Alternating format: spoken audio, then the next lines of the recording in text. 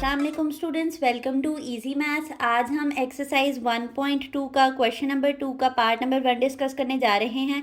Previous videos में हमने exercise 1.2 का क्वेश्चन नंबर 1 डिस्कस किया था और हर एक पार्ट के लिए मैंने सेपरेट वीडियोस रिकॉर्ड करके आपके लिए अपलोड की थी। होप आपको क्वेश्चन नंबर 1 में अब कोई कन्फ्यूजन बाकी नहीं रही होगी। आज जो हमने एक्सरसाइज 1.2 का क्वेश्चन नंबर 2 करना है, उसके जो सारे क्वेश्चन हैं वो आपके पास एक्सपोनेंट रिलेटेड हैं। तो हमने अपने चैनल पर लॉज ऑफ इंडिसेस की एक वीडियो अपलोड की थी, जिसमें मैंने आपको कहा था कि ये आपको क्वेश्चंस में सॉल्व करने में बहुत ज़्यादा हेल्पफुल साबित होंगे। तो यही वो क्वेश्चंस हैं जिनमें हमने लॉज ऑफ इंडिसेस को यूज़ करना है। तो आप एक दफ़ा लॉज ऑफ इंडिसेस की वीडियो को लाजमी देखें ताकि आपको इन क्वेश्चंस को समझने में आसानी हो। तो चलते हैं सोल्यूशन की तरफ। सबसे पहला हमारे पास जो क्वेश्चन है उसमें कहा गया है 81 डिवाइडेड बाई 16 होल पावर -3/4। अब देखें, आपके पास हम नॉर्मली जो है ना वो नेगेटिव पावर को अवॉइड करते हैं। तो नेगेटिव पावर को अवॉइड करने के लिए हमारे पास एक लॉ ऑफ इंडेक्स होता है कि हम उसको पहले जो सोल्यूशन का जो प्रॉपर तरीका है ना बोर्ड के मुताबिक, यहाँ पर हम देंगे सोल्यूशन की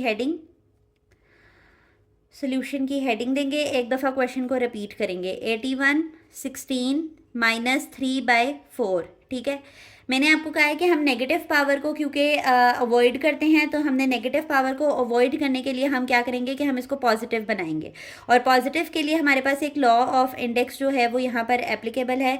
a/b होल पावर अगर -m है, m कोई भी आपके पास नंबर है, कोई भी इंटीजर है, कोई भी पावर है जो यहाँ पर नेगेटिव में हो, तो अगर आपने इसको पॉजिटिव बनाना होता है तो आप इस वैल्यू का रेसिप्रोकल ले लेते हैं।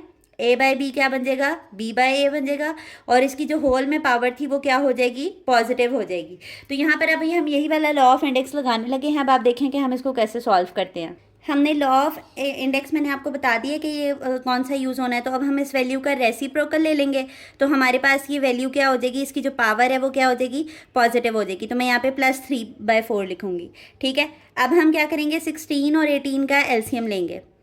16 और 18 का एलसीएम लेंगे, हम इसको फैक्टराइज करेंगे। ठीक है, 18 कह रही हूँ 81।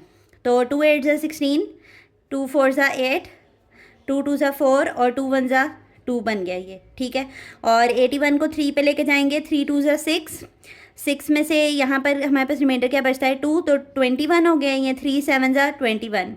ठीक है, 3 9 ज़ा 27, 3 3 ज़ा 9, 3 1 ज़ा 3। ठीक है, तो अब अगर मैं इसको एक्सपोनेंशियल फॉर्म में लिखूं तो जो 16 है वो 2/4 बनता है और जो 81 है वो 3/4 बनता है। ठीक है, तो मैं यहाँ पर लिख लेती हूँ कि 16 की जगह पे मेरे पास क्या आएगा, 2/4, 2^4। और यहाँ पर क्या लिख लूँगी मैं, 3^4, और होल पावर क्या है हमारे पास, 3/4। अब यहाँ पे फिर एक और हमारे पास लॉ ऑफ इंडिसेस यूज़ हो रहा है कि अगर आपके पास किसी नंबर के ऊपर होल पावर है, अगर हमारे पास दो नंबर्स डिवाइड हो रहे हैं और उसके ऊपर कोई होल पावर है, हमारे पास m कोई होल पावर है, तो हम उसको सेपरेट अलॉट कर सकते हैं इसको। ठीक है, तो मैं यहाँ पर जो 3/4 पावर है उसको मैं सेपरेट दे देती हूँ इसे। तो मेरे पास ये कैसा बन जाएगा, 2^4 होल पावर 3/4 और 3/4 3/4। ठीक है, तो ये 4 और 4 क्रॉस में होने की वजह से कैंसिल, 4 और 4 क्रॉस में होने की वजह से कैंसिल। ये इस तरह की सिचुएशन बन रही है कि 4 × 3/4 होगा।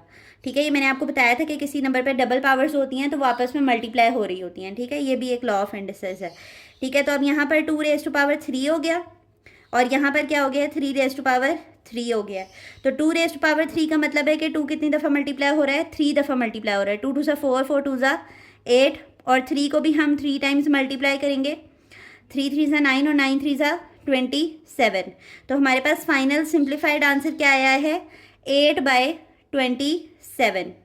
तो ये एक इंतहाई ईजी सा क्वेश्चन था हमारे पास, एक्सरसाइज 1.2 का क्वेश्चन नंबर 2 का पार्ट नंबर 1, जिसको मैंने आपको प्रॉपरली रफ के साथ लॉज ऑफ इंडिसेस लिखकर समझाया है। होप आपको हमारा ये क्वेश्चन समझ आया होगा। अगर आपको हमारा वे ऑफ टीचिंग ईजी लगता है तो हमारी वीडियोज़ को लाइक कर दिया करें और चैनल को सब्सक्राइब कर दें ताकि आपके लिए मैथ समझना इतना ही आसान हो सके। अल्लाह हाफिज़।